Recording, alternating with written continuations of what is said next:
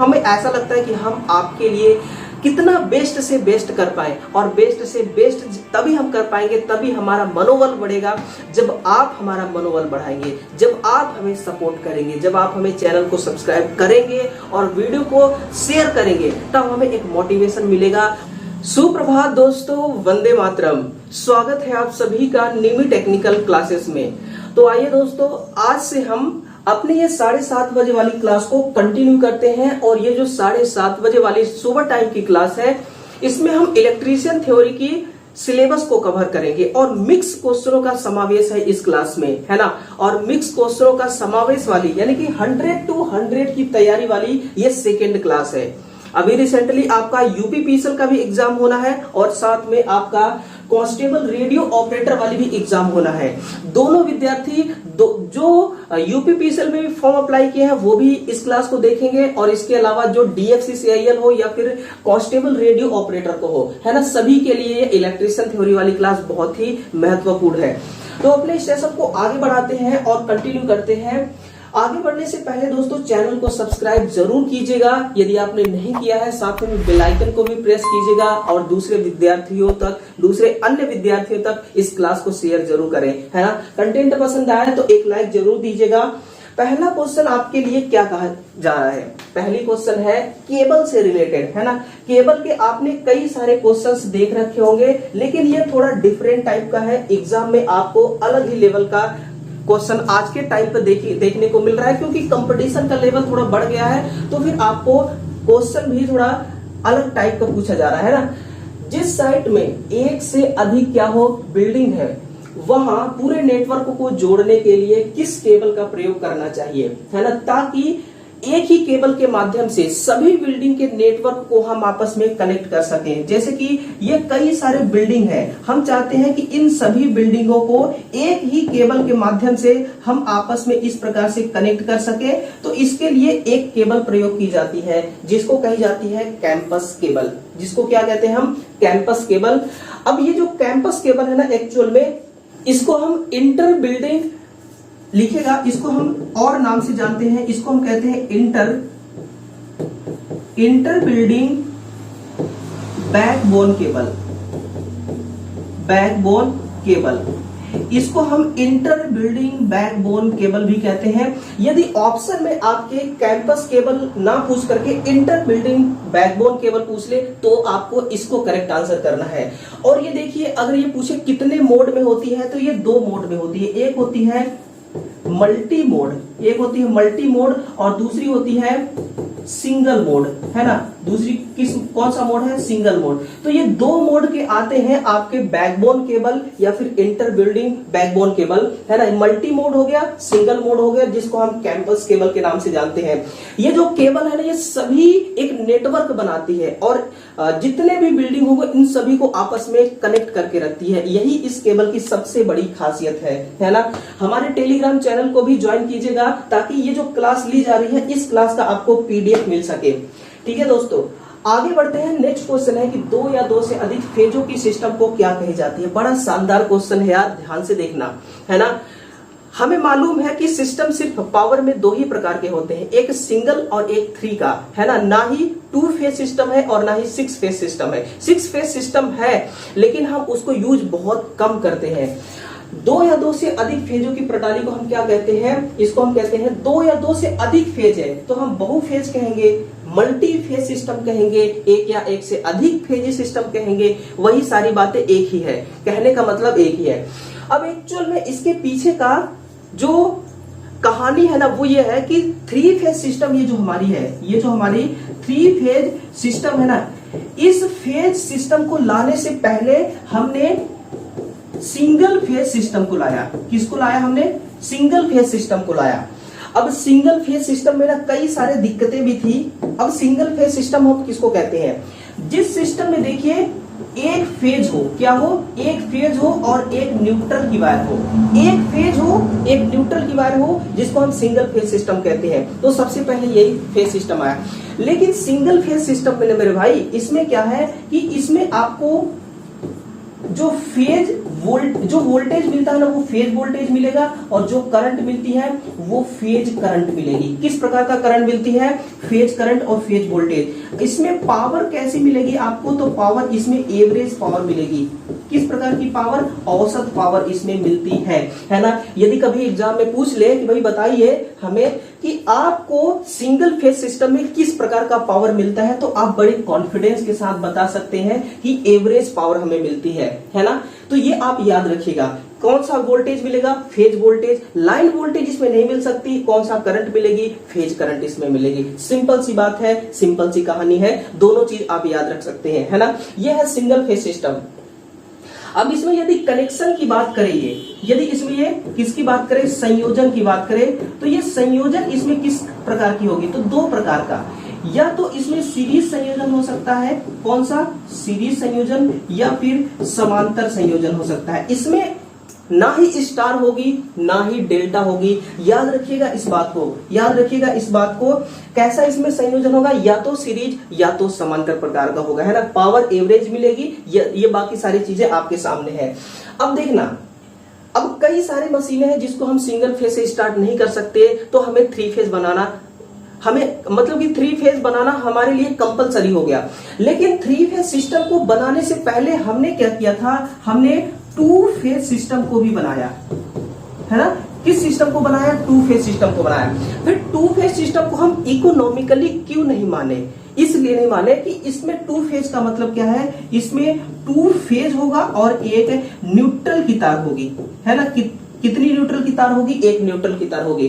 तो जो आपने 360 डिग्री का इलेक्ट्रिकल डिफरेंस आपने जो पढ़ रखा है ना, इस 360 डिग्री इलेक्ट्रिकल डिफरेंस को टू फेज में, मतलब दो तार और एक न्यूट्रल की तार में डिवाइड करना थोड़ा मुश्किल हो गया था, जिसकी वजह से इलेक्ट्रिकल जो डिफरेंस है ना वो अनबैलेंस हो गया। और अनबैलेंस होने के कारण इसमें क्या हुआ कि जो दो फेज है ना, ये दो फेज की तार है और ये जो एक न्यूट्रल की तार है, इस न्यूट्रल की तार में से भी करंट का प्रवाह होना स्टार्ट हो गया। किस सिस्टम में? टू फेज सिस्टम में। जिससे ये तार तो वोल्टेज ड्रॉप करा ही रही थी, जिससे पावर लॉस हो रही थी। अब इसमें भी करंट चलने के कारण ये भी वोल्टेज ड्रॉप कराने लगी और पावर लॉस होने लगा, जिसके वजह से इसमें ना पावर लॉस इसकी बहुत ज्यादा बढ़ गई, और जिसके कारण इसकी दक्षता, जो एफिशिएंसी है ना, वो क्या होगी? बहुत ही गिर गई, बहुत ही डाउन हो गई।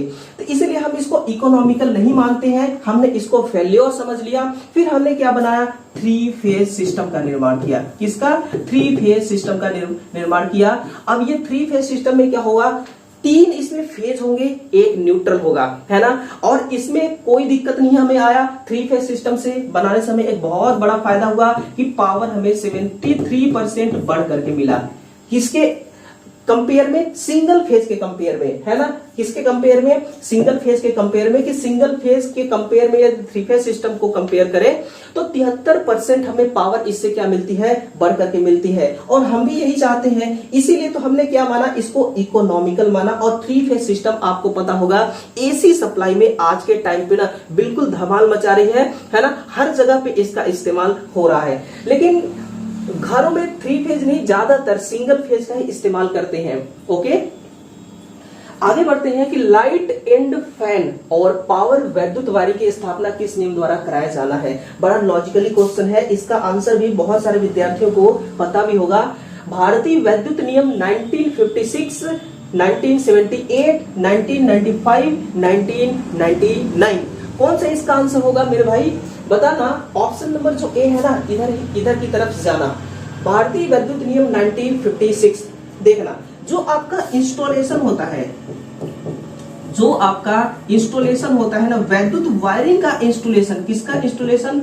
वायरिंग का इंस्टॉलेशन जो होता है ना, वायरिंग का इंस्टॉलेशन में चाहे वो वायर के बारे में आपको जानना है, चाहे आपको स्विच सॉकेट के बारे में जानना है, चाहे आपको किसी इंस्ट्रूमेंट के बारे में जानना है, चाहे केबल के बारे में, चाहे सप्लाई के बारे में जानना है, जिस भी चीज के बारे में आपको जानना है ना, 1956 आपको बताएगा। क्या कौन बताएगा रूल? 1956। और ये ह्यूमन के लिए एक सेफ्टी का आश्वासन भी देता है, इसको भी याद रखिएगा, है ना। यानी कि हमें, आपको, या फिर जो इलेक्ट्रिशियन टेक्नीशियन होगा उसको एक सेफ्टी का भी ये विश्वास दिलाता है। क्योंकि आप सप्लाई को समझेंगे, इंस्ट्रूमेंट को समझेंगे, तो आप जब उनके बारे में आपको नॉलेज होगा तो आप अपने आप को सिक्योर कर पाएंगे ना, है ना, झटके से बच सकते हैं। तो ये भी काम करती है, सेफ्टी का भी आश्वासन देती है। अब जो हमारा BIS कोड है, याद रखिएगा कौन सा कोड की हम बात कर रहे हैं, जो आप ब्यूरो ऑफ इंडियन स्टैंडर्ड, ये क्या है, एक स्टैंडर्ड है। इसमें जो एक इंडियन स्टैंडर्ड एक्ट बनाया गया है, कौन सा एक्ट, 732/1963, ये क्या है, एक एक्ट है। यदि आपको वायरिंग इंस्टॉलेशन से रिलेटेड नई नई चीजों को जानना चाहते हैं तो आप इस रूल को फॉलो कीजिए, अन्यथा आप इंडियन स्टैंडर्ड 4648, ये भी क्या है, एक एक्ट है। इस एक्ट में आप विजिट करिए। इस एक्ट में जब आप विजिट करेंगे तो ये दोनों एक्ट आपको क्या बताएंगे, एक्चुअल में बताएंगे कि भाई इंस्टॉलेशन के नए नए नियम क्या लागू किए गए हैं, है ना। ये जो वायरिंग होती है हमारी ना, इस वायरिंग में नए नए रूल्स को लागू करती रहती है ये इंडियन स्टैंडर्ड जो BIS है, ये लागू करती रहती है। और आपको भी नई नई चीजों को जानना बहुत जरूरी होता है ना। देखिए, फेज एडवांसर का प्रयोग इंडक्शन मोटर के किस उद्देश्य हेतु करते हैं। अब देखिए क्या है ना यार, एक्चुअल में कि एक जब विद्यार्थी ITI करता है या डिप्लोमा करता है तो कोई जरूरी नहीं वो गवर्नमेंट जॉब करे। कई सारे विद्यार्थी ऐसे होते हैं जो इंस्टॉलेशन का खुद का अपना धंधा खोल लेते हैं, है ना, या फिर दूसरे के यहाँ भी इंस्टॉलेशन करने का, जिसको हम हिंदी भाषा में कहें तो ठेकेदार बन जाते हैं, है ना, कॉन्ट्रैक्टर बन जाते हैं वायरिंग करने का, इंस्टॉलेशन करने का। तो उनके लिए नए नए नियमों को जानना बहुत जरूरी है ना।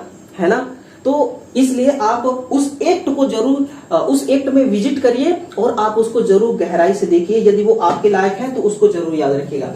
एक है फेज एडवांसर, इंडक्शन मोटर में उसको हम किस काम के लिए यूज करते हैं, बड़ा शानदार सा क्वेश्चन है। यदि आ गया ना तो आप बिल्कुल धमाल मचा सकते हैं। इस प्रकार से मैं आपको इसको बताने वाला हूं। एक फेज एडवांसर है इंडक्शन मोटर में, किस उद्देश्य हेतु इसका प्रयोग करते हैं। एक्चुअल में होता क्या है ना, ये एक प्रकार का कौन सा मोटर है, ये एक प्रकार का कम्यूटेटर मोटर है। कौन सी मोटर है, एक प्रकार की ये कम्यूटेटर मोटर है। कौन सी, फेज एडवांसर। ये अब ये मत सोचना कि कम्यूटेटर का मतलब DC हो गया, है ना, यहाँ DC OC से मतलब नहीं है। ये एक प्रकार का कम्यूटेटर मोटर है जिसको हम फेज एडवांसर के नाम से जानते हैं।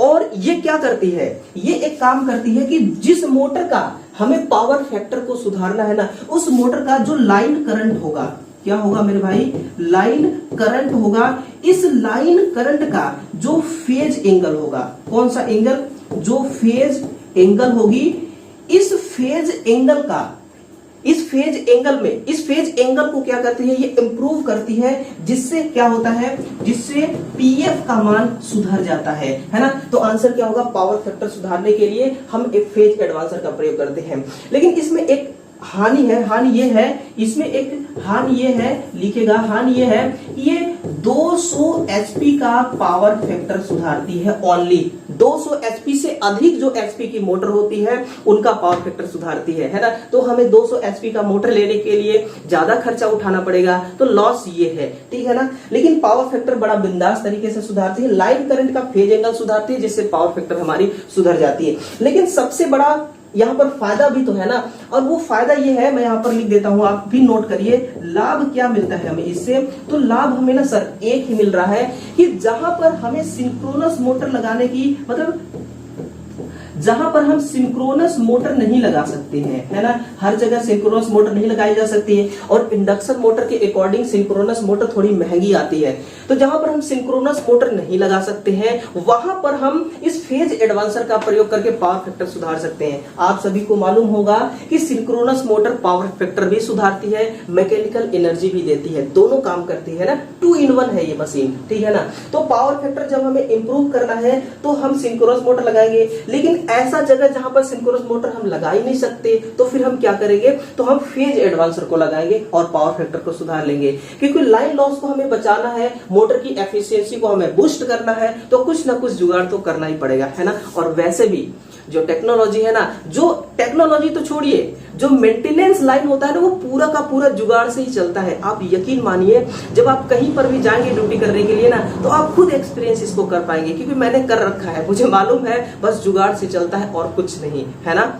देखिए डाटा ट्रांसफर या टेलीफोन लाइन में किस केबल को संदर्भित हम करते हैं? कौन सा केबल है जिसको हम रेफरेंस देते हैं? Riser cable, backbone cable, PVC cable या फिर ए और बी दोनों? आंसर कौन सा होगा आपका? कमेंट करिए, बताइए जरा हमें कौन सा आंसर होगा। और चैनल को भी सब्सक्राइब कर लेना यार, इतना बिंदास क्लास है ये ना कि मजा, दिल खुश हो जाएगा, बस मजा आ जाएगा। एक बार इस पूरे क्लास को आप देखना, दिल खुश हो जाएगा, है ना। राइजर केबल बिल्कुल सर, ऑप्शन नंबर ए की तरफ जाएंगे हम। बैकबोन केबल बिल्कुल, ये भी करेक्ट आंसर होगा।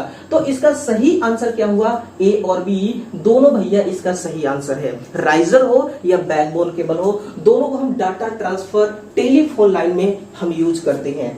ठीक है, ठीक है, आगे बढ़ रहे हैं और नेक्स्ट क्वेश्चन की ओर चल रहे हैं। विशिष्ट कार्य क्षेत्रों में उनके मध्य कम्युनिकेशन लिंक बनाने के लिए किस केबल का, यानी कौन सी केबल लगाई जाती है? Communication link. कम्युनिकेशन लिंक से आप यूं समझ सकते हैं कि जैसे कि अपन 10 लोग खड़े हैं, है ना, और आपस में जैसे हम कहते हैं ना कि भाई हम कॉन्फ्रेंस से बात करेंगे। हम कई बार 3 से 4 लोग यार दोस्त मिलते हैं और आपस में जब एक साथ बात करना होता है तो हम कॉन्फ्रेंस करते हैं मोबाइल को। हम क्या कर रहे हैं मेरे भाई? हम कम्युनिकेट कर रहे हैं, आपस में लिंक हो रहे हैं यार। आपस में क्या हो रहे हैं? कम्युनिकेशन लिंक हो रहे हैं। तो इसके लिए कौन सी केबल लगाई जाती है? इसको हम कहते हैं क्षैतिज केबल। इसको हम क्या कहते हैं? Vertical cable. बड़ा इंटरेस्टिंग सवाल था, मजा आया होगा आपको भी सुन करके, तो इसका भी मजा लीजिए। विवाहिक जोड़ प्रयोग जहां अत्यधिक नहीं होती है वहां किया जाता है ना। Use for married couple where is not excessive it is done. इसका यूज आप कहां पर करते हैं? जहां पर टेंसाइल फोर्स अत्यधिक नहीं होती है, जहां पर प्रेशर अत्यधिक नहीं होगी, जहां पर करंट अत्यधिक नहीं होगी, जहां पर निम्न तनन दबाव नहीं। यार इसका यूज देखना, जो विवाहित जोड़ है ना, इसका यूज कहां पर करते हैं?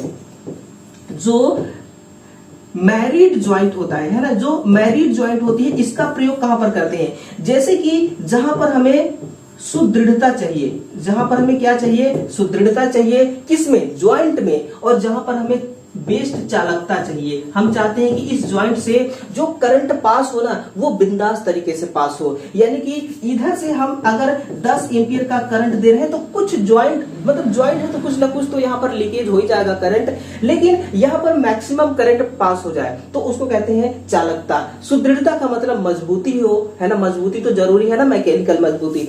तो वहां पर हम मैरिड ज्वाइंट का प्रयोग करते हैं। लेकिन कहां पर नहीं करते हैं, बात हमारी वो आ रही है ना। तो हम इसको यूज नहीं करते जहां पर टेंसाइल फोर्स अधिक होता है। टेंसाइल बोले तो टेंसाइल का मतलब जैसे ओवरहेड की ट्रांसमिशन लाइन हो गई, उसमें जिसमें हम हाई वोल्टेज ट्रांसमिट करते हैं उसमें खिंचाव बहुत ज्यादा होता है ना। खिंचाव ज्यादा होने की वजह से ये मैरिड ज्वाइंट क्या हो सकती है? अनमैरिड हो सकती है ना। इसीलिए इसका प्रयोग हम वहां पर नहीं करते हैं। खुल जाएगी यार, सिंपल सी बात है, क्या हो जाएगी? खुल जाएगी ज्वाइंट हमारी। और खुल जाएगी तो आपको मालूम है इम्प्रेग्नेट प्रेशर केबल का प्रयोग कितने वोल्ट के लिए करते हैं? इसकी सहनशीलता कितनी होती है? 220 वोल्ट के लिए करते हैं। सिंपल सी बात है ना। अब इसके अलावा भी और सारे केबल है, 2 केबल और भी है, लेकिन ऑप्शन के अकॉर्डिंग हमने इसका आंसर दिया है ना, जो ऑप्शन था उसके अनुसार। निम्नलिखित में से मध्यम प्रतिरोध का मान कितना होता है? बहुत ही दोस्तों, बहुत ही बढ़िया क्वेश्चन है। इसको हम वन लाइनर क्वेश्चन कहेंगे। और वन लाइनर क्वेश्चन ना हमेशा स्टूडेंट के फेवर में आता है ना। मैं कहता हूं ना, कोई सा भी आप एग्जाम दो मेरे भाई, कोई सा भी आप एग्जाम दो, यदि आपका देखना, यदि आपका 100 क्वेश्चन का एग्जाम है ना, इसमें से देखिए आप देखिए 50%, कितना? 50% ऐसे क्वेश्चन पूछे जाएंगे जो रिपीटेड होंगे, जो दूसरे बार पूछे जा चुके होंगे और जो आपको आता होगा ऐसा क्वेश्चन होगा। रिपीटेड क्वेश्चन और जो आपको आता होगा ऐसा क्वेश्चन होगा इस 50% में। और इसी में से देखिए 20 या 25% क्वेश्चन ऐसा होगा ना कि जो थोड़ा कैलकुलेटिव होगा, है ना, जो आपका दिमाग खाएगा, ठीक है ना, जिसको हम कहेंगे स्पीड ब्रेकर। ठीक है ना, वो आपको रोकने की कोशिश करेंगे, लेकिन आपकी अगर तैयारी में जान है ना, आपके अंदर कॉन्फिडेंस है ना, तो आप इस स्पीड ब्रेकर को पास कर लेंगे। ठीक है, अब बचा फिर से 20 से 25% क्वेश्चन। तो आप ना इस 20 से 25% क्वेश्चन में से भी कुछ क्वेश्चन ऐसे हैं ना जिसको आप सॉल्व कर सकते हैं अगर आपकी तैयारी टफ होगी तो। लेकिन इसी में से 10-5% ऐसे क्वेश्चन होंगे ना जिसका आप कुछ नहीं बिगाड़ सकते। सिंपल सी बात है, आप नहीं, वो भी नहीं बिगाड़ सकता जो पेपर को बना बनाया है उतने टाइम में, जितने टाइम में आपको इस क्वेश्चन को सॉल्व करने के लिए दिया गया समय, उतने समय में वो भी नहीं सॉल्व कर पाएगा जो पेपर को बनाया है, ठीक है ना। तो आपको इस प्रकार से पेपर को क्या करना है, सॉल्व करना है। वन लाइनर क्वेश्चन ना इसी 50% में से है, ध्यान रखिएगा मेरी बात को, इसी 50% में से वन लाइनर क्वेश्चन है ना। Which of the following is the value of medium resistance, इसको हम कहते हैं 100 किलो ओम। मेरी एक बात याद रखिए आप, जो निम्न मान का प्रतिरोध है ना,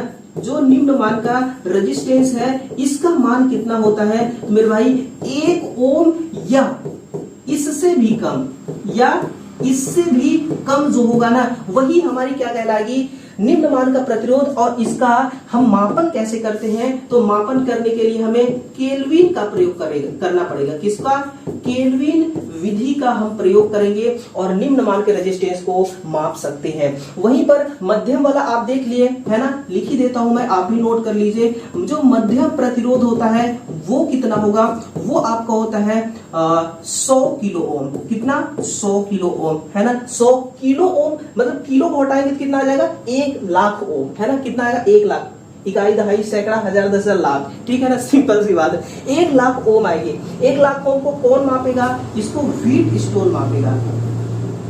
व्हीट स्टोन विधि के द्वारा हम इसको क्या कर सकते हैं, मेजरमेंट कर सकते हैं, मेजरमेंट करना पड़ेगा ना। और दूसरी बात है, अगर हमें उच्च मान का प्रतिरोध मिल जाए, उच्च मान का अगर हमें क्या मिले, रेजिस्टेंस मिले, और उच्च मान का रेजिस्टेंस किसको कहेंगे, जो 100 किलो ओम से क्या हो, अधिक हो, उसी को कही जाती है उच्च मान का रेजिस्टेंस।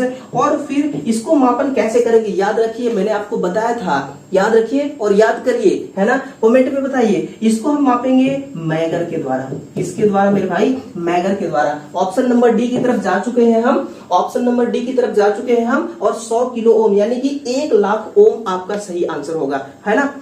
क्या होगा, 1 लाख ओम। आगे बढ़ते हैं, और आगे बढ़ते हुए हमारा अगला क्वेश्चन क्या है, ऑटो गाड़ियों में सेल्फ स्टार्टिंग सिस्टम है तो किस बैटरी का इस्तेमाल करते हैं हम। यार देखना ना एक बात, कि जो ऑटोमोबाइल होती है ना, चाहे 2 व्हीलर की गाड़ी हो, चाहे 4 व्हीलर की गाड़ी हो, है ना, बाइक हो या फिर ब्लोरो हो या जो भी हो गाड़ी, हर गाड़ी में सेकेंडरी वोल्टेज का यूज करते हैं। अब सेकेंडरी भी 3 प्रकार के होते हैं, nickel iron, nickel cadmium, lead acid. तो इसमें जो लेड एसिड बैटरी, जिसको हम शॉर्ट में क्या नाम देते हैं, लैब नाम देते हैं, लेड एसिड बैटरी, इसी का इस्तेमाल हम करते हैं, है ना। आपने देखा होगा कि गाड़ी, जैसे बाइक हो गया आपका, इसको 2 प्रकार से आप स्टार्ट करते हैं इसके इंजन को, या तो सेल्फ स्टार्ट करेंगे, सेल्फ स्टार्ट के लिए पावर चाहिए, तो पावर कहां से मिलेगा, लैब से मिलेगा। कहां से मिलेगा, लैब से मिलेगा। और अगर आप बाइक को किक मार कर करते हैं स्टार्ट, तो फिर आपको बैटरी की आवश्यकता नहीं है, तो आपको बैटरी की आवश्यकता नहीं है, है ना। लेकिन सिर्फ स्टार्टिंग की बात कही जा रही है ना, ये भी ध्यान रखिए। आंसर क्या हो जाएगा, द्वितीयक सेल हो जाएगा। देखिए जो सेकेंडरी सेल है ना, इसका यूज, लैब का यूज और कहां पर करते हैं, तो जो रेलवे होती है ना वहां पर करते हैं। रेलवे में कहा, जो एसी सिस्टम होती है, एयर कंडीशनर को सप्लाई देने के लिए हम इसका यूज करते हैं। और दूसरा, जो आपकी टेलीफोन लाइन होती है, टेलीफोन या फिर आपका रेडियो हो गया, टेलीफोन या रेडियो, इसके लिए भी हम इसका प्रयोग करते हैं। और इसके अलावा इलेक्ट्रॉनिक सर्किट के लिए प्रयोग करते हैं। किसके लिए, इलेक्ट्रॉनिक सर्किट के लिए। तो इन सभी को ध्यान रखिए, रेलवे में एसी को सप्लाई देने के लिए, टेलीफोन या रेडियो चलाने के लिए, है ना, और इलेक्ट्रिक सर्किट के लिए, किसके लिए, इलेक्ट्रॉनिक सर्किट के लिए हम इसका प्रयोग करते हैं। बाकी देखना, ये लैग्रांजी सेल, बटन सेल और सेकेंड प्राइमरी सेल, ये सब क्या है, ये सब के सब प्राइमरी सेल है। ओनली फॉर 3 ही है आपका ये cell, secondary cell. Zigzag setting हेक्साब्लेड को अन्य किस नाम से हम जानते हैं, वेव सेटिंग के नाम से जानते हैं। वेव सेटिंग इसको हम इसलिए कहते हैं कि जो इसमें देखिए, जो जिगजैग सेटिंग, सॉरी, ये जो हेक्साब्लेड है ना, इसमें क्या होते हैं, टीथ होते हैं, दांत होते हैं। तो इसमें जो दांत होता है, एक दांत नीचे कर दिया जाता है और एक दांत ऊपर कर दिया जाता है। जब इसका मैन्युफैक्चर करते हैं, इस ब्लेड को बनाते हैं, उसी टाइम पर हम ऐसा कर देते हैं, है ना। एक नीचे एक ऊपर, एक नीचे एक ऊपर, और एक नीचे और एक ऊपर कौन जाती है, इस तरह से कौन जाएगी, इस तरह से तो वेवफॉर्म चलती है, इसीलिए हम इसको वेव सेटिंग के नाम से जानते हैं। और जो 2 दांत होता है ना, इस 2 दांत के बीच में अगर गैप अगर हम देखें तो बहुत ही कम गैप रखा जाता है इसमें, है ना। ये इसकी सबसे बड़ी विशेषता है, इस बात को ध्यान रखिए, ये इसकी सबसे बड़ी क्या है, विशेषता है। और ये पूछा जा चुका था क्वेश्चन, ये मजेदार क्वेश्चन है भैया। पहचानिए इसमें से कौन सा है जो ट्यूबुलर टाइप का आपका फ्रेम है ना, हेक्सा ब्लेड का फ्रेम है ट्यूबुलर टाइप का। ट्यूबुलर टाइप का देखिए, ट्यूबुलर टाइप का आप कैसे पहचान सकते हैं ना, तो ट्यूबुलर टाइप का देखिए, ये है आपका ट्यूबुलर टाइप, है ना। ये है आपका क्या है, ये है आपका ट्यूबुलर टाइप फ्रेम। ये क्या है आपका ट्यूबुलर टाइप फ्रेम। ये है आपका straight type frame, straight type frame है, हेक्सा ब्लेड का ये क्या है, फ्रेम है। और ये है आपका पिस्टल ग्रिप, ये क्या है आपका पिस्टल ग्रिप टाइप फ्रेम। अब ये देखिए, ये है पिस्टल ग्रिप, ये है आपका ट्यूबुलर और ये है आपका स्ट्रेट। अब आपको पहचान करना है, कैसे आप पहचान करेंगे, देखना यार, पहचान आप कर सकते हैं। स्ट्रेट का मतलब होता है सीधा, आपको सीधा दिखाई दे रहा है ना। ट्यूबुलर का मतलब होता है ट्यूब की तरह मुड़ा हुआ होना, यहाँ पर मुड़ी हुई दिखाई दे रही है। और ये पिस्टल का मतलब क्या हुआ, ये भी तो सेम इसी की तरह है, तो सेम नहीं है मेरे भाई। इसमें देखना, ये जो आपको एक नोब दिखाई दे रही होगी, ये क्या है, एक नोब है। इसका काम क्या होता है, ये जो आपका ब्लेड है इसको टाइट करना, लूज करना, ये बाहर की तरफ है, लेकिन इसमें हैंडल की तरफ है, किधर है, अंदर की तरफ है ना। तो याद रखिएगा, ये सारी चीजें आप जब ध्यान से देखेंगे ना तो सब कुछ आपको पता चल जाएगा। और जब आप यूज करेंगे ना, बन जाएंगे टेक्नीशियन ना, तो आपको ये सब चीजें मिलेंगी। पाइप काटने को मिलेगा, है ना, छोटा मोटा लोहा। ऐसा नहीं कि आप इलेक्ट्रीशियन है तो आपको पाइप नहीं काटने को पड़ेगा, आपको पाइप काटने की जरूरत है। मैंने बताया ना, जुगाड़ से चलता है मेंटेनेंस का काम। तो कई बार हमें जुगाड़ के लिए पता नहीं क्या क्या करना पड़ता है, डीजल मैकेनिक का भी काम करना पड़ सकता है अपने खुद के काम के लिए, है ना। एक ब्रिज रेक्टिफायर का इनपुट आउटपुट संयोजन को अंतः परिवर्तित किया जाए तो, और स्विच खोल दिया जाए तो क्या होगा। देखना यार, जो सेतु रेक्टिफायर है ना, इसको हम इनपुट देते हैं एक ट्रांसफार्मर के द्वारा, और आपको पता है ट्रांसफार्मर एसी सप्लाई से चलती है। तो हम ब्रिज रेक्टिफायर को एसी सप्लाई देंगे और ये हमें आउटपुट में, रेक्टिफायर है तो क्या देगा, डीसी देगा। तो आउटपुट में जो डीसी हमें देगा ना, तो ये निर्गत डीसी यानी कि आउटपुट डीसी निर्धारित मान का आधा रह जाएगा। कैसा रह जाएगा, हाफ हमें डीसी मिलेगा। जितना मान है इसका निर्धारित, उस मान का हाफ मिलेगा हमें, है ना। ये फर्क पड़ती है। पीवीसी कंड्यूट वायरिंग का तापमान सहनशीलता 85 डिग्री सेल्सियस है। ये कोई नई बात नहीं है, वन लाइनर क्वेश्चन है, याद रखिएगा, ये आपके साथ खड़ी है। सॉलिड स्टेट रिले में आउटपुट डिवाइस होते हैं, ये सारे होते हैं। आंसर क्या हो जाएगा, ऑप्शन नंबर डी, है ना। चाहे वो पावर ट्रांजिस्टर हो, चाहे वो थायरिस्टर हो, ट्रायक हो, ये सब के सब क्या है मेरे भाई, ये सभी के सभी सॉलिड स्टेट डिवाइस हैं, है ना। और इलेक्ट्रॉनिक सर्किट में इसका यूज करते हैं, इलेक्ट्रिकल सर्किट में हम इसका इस्तेमाल नहीं करते हैं, है ना। और जो देखिए, जो मतलब इलेक्ट्रॉनिक्स कंपनी होती है ना, जो पावर डिवाइस बनाती है, चाहे ट्रायक हो, डायक हो, जब भी ये पीसीबी प्लेट यूं समझिए बनाती है, तो उसी टाइम पर ना आपको एप्रन पहनने को प्राथमिकता दिया जाता है। यानी कि आप एप्रन पहनकर ही आप ये सारे काम कर सकते हैं, है ना। वजह क्या है इसके पीछे, वजह एक ही है कि यदि आप एप्रन नहीं पहनेंगे ना, तो आप ये देखिए, जैसे कि आप थायरिस्टर बना रहे हैं या फिर किसी पीसीबी बोर्ड में आप ट्रायक लगा रहे हैं, तो ये ट्रायक क्या होगा ना, ये चार्ज हो जाते हैं, स्टैटिक चार्ज हो जाते हैं आपके बॉडी के साथ, है ना। लेकिन हमने इसको इलेक्ट्रिकली चार्ज के लिए बनाए हैं, और इसको स्टैटिक चार्ज देंगे ना तो ये खराब हो जाएंगे। तो इसको बचाने के लिए हम क्या पहनते हैं, एप्रन पहनते हैं, है ना। वो एप्रन अर्थ किया हुआ होता है, जो भी स्टैटिक चार्ज जनरेट होती है वो अर्थ हो जाती है, वो क्या हो जाती है, वो ग्राउंड हो जाती है। इस प्रकार से हम इसको खराब होने से बचा सकते हैं, है ना। तो चलिए फाइनली हम अपने इस क्लास के एंड पोजीशन में पहुंच चुके हैं, जहां पर अब आपको क्या करना है, चैनल को सब्सक्राइब करना है, वीडियो को दबा करके शेयर करना है, और थोड़ा दबा करके दिल खोल करके हमें सपोर्ट करना है। और वीडियो को तो लाइक करेंगे ही आप, क्योंकि आपको भी ये क्वेश्चन बहुत ही पसंद आया होगा, है ना दोस्तों। हम दिलो जान से हम पूरी कोशिश करते हैं, हम इतना स्ट्रगल करते हैं, हम इतना कोशिश करते हैं, यूं समझिए कि हमें ऐसा लगता है कि हम आपके लिए कितना बेस्ट से बेस्ट कर पाए, और बेस्ट से बेस्ट तभी हम कर पाएंगे, तभी हमारा मनोबल बढ़ेगा जब आप हमारा मनोबल बढ़ाएंगे, जब आप हमें सपोर्ट करेंगे, जब आप हमें चैनल को सब्सक्राइब करेंगे और वीडियो को शेयर करेंगे, तब हमें एक मोटिवेशन मिलेगा और फिर हम आपके लिए टीचर लाएंगे, हम आपके लिए और भी सब्जेक्ट का क्वेश्चन देंगे और भी सब्जेक्ट का क्लास देंगे, आपकी तैयारी और भी धमाल तरीके से करा सकते हैं। ये सारा चीज पॉसिबल है मेरे भाई, बस आपका साथ हो, है ना। कहते हैं दोस्तों का यदि हो या फिर माँ बाप का विश्वास हो, प्यार हो, तो इंसान बहुत आगे तक चला जाता है, बहुत कुछ कर गुजरने का उसके अंदर एक जोश और जज्बा आ जाता है। बस वही जज्बा आप मुझे दे दीजिए, बाकी जो मैं आपके लिए करूंगा ना वो कुछ अलग ही करूंगा, कुछ कमाल का ही करूंगा, है ना। तो चलिए मेरे भाइयों, चैनल को सब्सक्राइब कीजिएगा, वीडियो को शेयर जरूर कीजिएगा। मिलते हैं 100 to 100 की तैयारी वाली 3rd क्लास में कल सुबह 7 बजे वापस लौटकर इस संघर्ष की दुनिया में जरूर आइए, और 7:30 बजे मैं मिलूंगा आप सभी के साथ, है ना। तो चलिए दोस्तों, मिलते हैं अगले सेशन में, तब तक के लिए जय हिंद, वंदे मातरम।